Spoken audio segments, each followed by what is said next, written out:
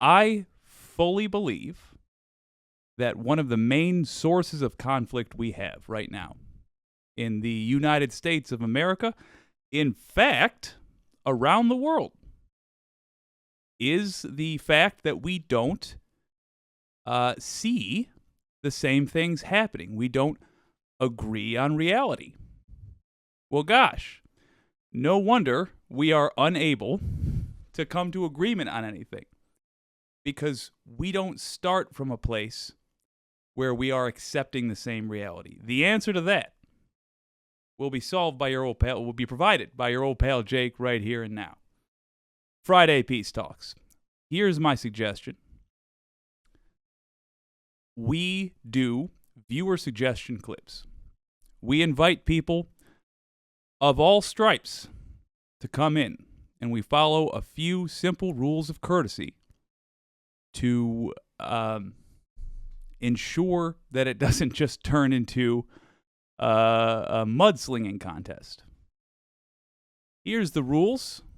As with everything on WYCD, this is democratic.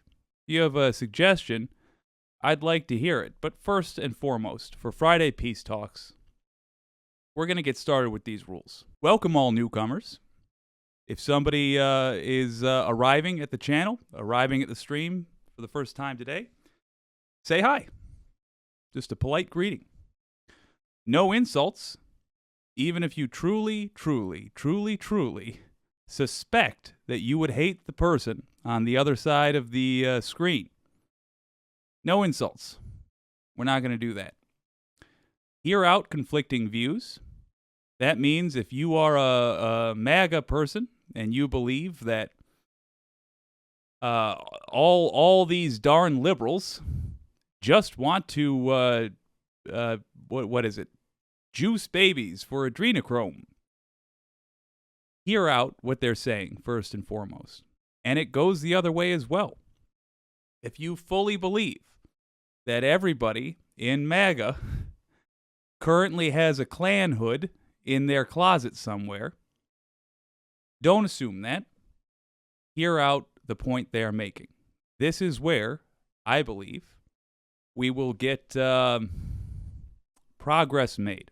I don't expect that any of us will be swayed in one night. I don't think so. But I do think, through this experiment, we will be able to at least demonstrate for ourselves that it's possible to have a civil conversation about this stuff. That's it. That also means if somebody suggests, for example, Joe Rogan or Tucker Carlson, we will watch it. That simple. We want to see the conflicting views. One more thing. Heckle your old pal Jake when he breaks the rules. I promise you, I will forget the rules and I will break them. Even if I'm just breaking someone's balls with an insult. Let's moderate each other. I'll moderate the comments. You guys moderate your old pal Jake. And together, we're going to make a welcoming and productive atmosphere. Having said that, I mean, it's dealer's choice to start off the stream. And, folks, you know what we got to talk about today. Come on, it's probably the biggest news in the world. It looks like Trump's getting indicted. Now, if you are MAGA folks that are joining, I'm not going to do my normal spiel. My normal spiel is highly critical of right-wing politics. I'm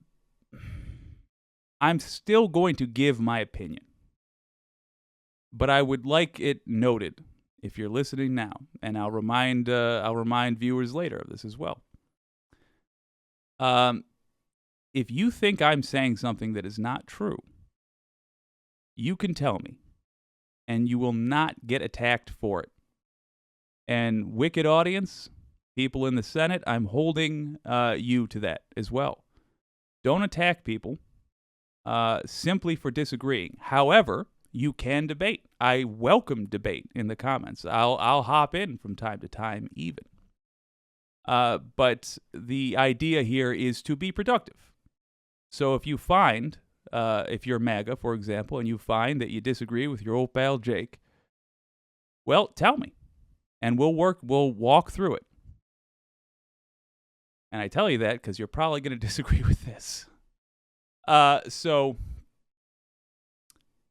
all signs point to an indictment next week for Donald J. Trump. It looks like District Attorney Alvin Bragg is indeed proceeding. We know this because there were steps taken today. I do apologize also. I am coming down with a cold. There's a 90% chance I'm going to sneeze directly into the microphone today. But our old pal Alvin Bragg appears to have begun the process of the indictment, which includes getting security ready. Because obviously, this is the biggest indictment that has ever existed in the United States of America. While I go blow my nose, I'm going to play a little bit from NBC New York. They did excellent coverage of it, right to the point. Here it is. But first this afternoon, New York City stepping up security ahead of a possible indictment of former President Trump. What could happen as soon as next week? That's where we're starting this afternoon. Thanks for joining us. I'm Natalie Pascarella. And I'm David Usry. At 4 o'clock, law enforcement sources telling News 4 potential security plans are being discussed for areas in and around Manhattan Criminal Court. Let's get to our chief investigative reporter, Jonathan Deese. He was the first to break this story. He's in the newsroom to tell us what he's learned. Jonathan? David, Natalie, local, state, and federal agencies now having meetings and making plans on how to secure the courthouse and beyond if the Manhattan DA moves forward with criminal charges against former President Trump next week. The possible indictment of former President Trump has the NYPD, state court officers, Secret Service agents, the FBI's Joint Terrorism Task Force, and the Manhattan DA's office all making security arrangements. 5 senior officials tell us the security planning is precautionary, as to date, no charges have been filed. Former New York State Homeland Security Director Michael Balboni. There could be a very public, controversial event at a public facility. You'll see a massive presence with all sorts of limiting access, certainly cars and trucks in and around the area. Sources tell us inside the courthouse, court officers making plans to provide internal security for all parties, Team Trump, prosecutors, the judge, other court personnel. Perimeter security to be handled by the NYPD. The Secret Service already providing around-the-clock security for the former president, as the JTTF and other intelligence officials are looking into potential threats, large gatherings here in New York or beyond. Balboni says top officials already scouring social media to pick up any potential threats.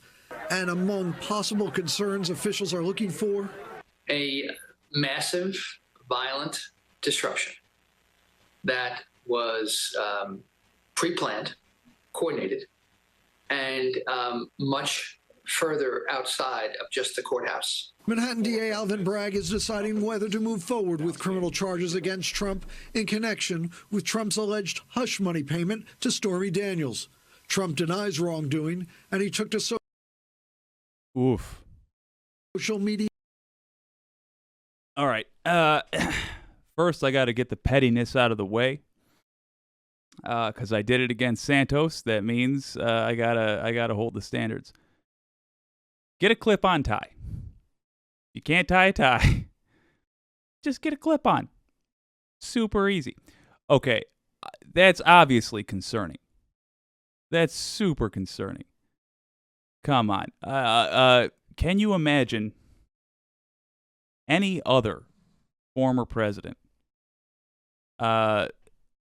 requiring anything more than a phone call to turn himself in?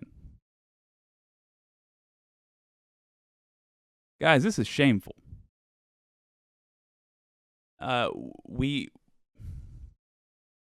are all brought down by the state of this. If you are a right-winger watching this, there is going to be a lot of left-wingers celebrating, no doubt.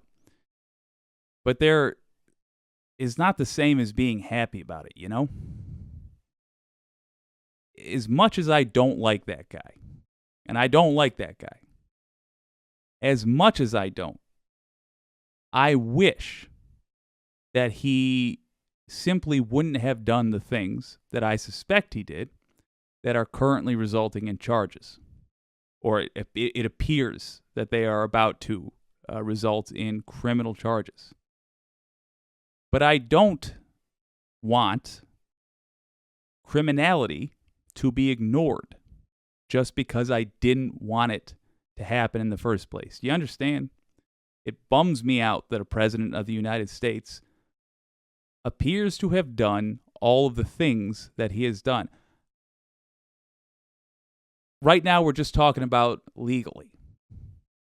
It bums me out that a former president appears to have absolutely shattered the law.